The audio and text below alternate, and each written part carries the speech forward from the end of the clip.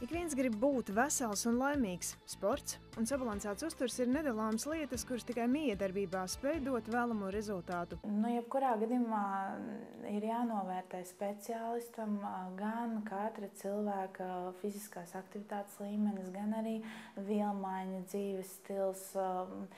Šī uzņemtās kalorāžu daudzums ir atkarīgs ne tikai no aktivitātes, arī no vecuma, dzīmuma un tā tālāk. Par uzturu speciālistu mācās 6 gadus, tāpēc svarīgi dodoties uz vizīti pārliecināties par speciālistu izglītību. Mēs uzaicinātu arī pie sevis uz diagnostiku, jo šajā diagnostikā, ko veicam ar aparātu sensitīvu imago, mēs īsā laika periodā varam uzzināt par to, kā funkcionē mūsu organisms. Līdz ar to mēs uzzināsim, kā strādā aizkuņa dziedzers, kā vairoga dziedzers, kā darbojas visa mūsu gramošanas sistēma. Šī ir ļoti vienkārša, ērta metode. Nepilnas pusotras stundas laikā jūs uzzināsiet visu par savu organismu.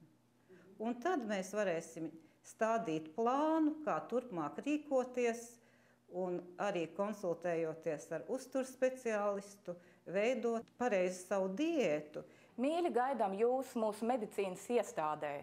Sīkāku informāciju var apskatīties mūsu mājaslapā vai arī pazvanīt pa tālruņiem.